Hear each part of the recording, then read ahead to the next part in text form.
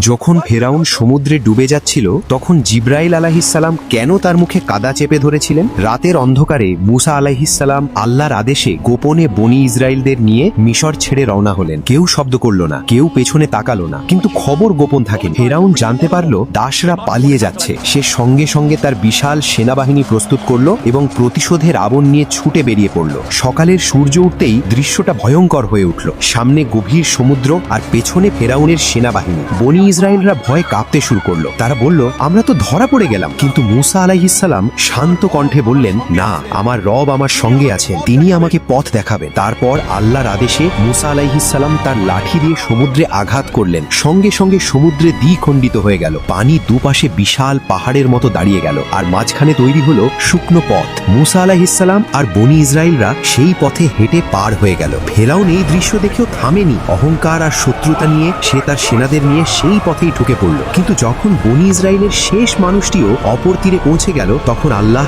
দ্বিখণ্ডিত পানি আবার মিলিয়ে দিল। সমুদ্র ঢেকে ফেলল ফেরাউন আর তার বাহিনীকে। ডুবতে ডুবতে ফেরাউন তখন চিৎকার করে বলল, আমি বিশ্বাস করি বনি ইসরায়েলরা যার ওপর ঈমান এনেছে তিনি ছাড়া আর কোনো উপাস্য নেই। আমি এখন আনুগত্যকারীদের একজন। ঠিক সেই মুহূর্তে জিব্রাইল আলাইহিসসালাম সমুদ্র থেকে কাদা তুলে ফেরাউনের মুখে ঢেলে দিলেন। কারণ এটা বিশ্বাস নয়, এটা ছিল মৃত্যুর ভয়।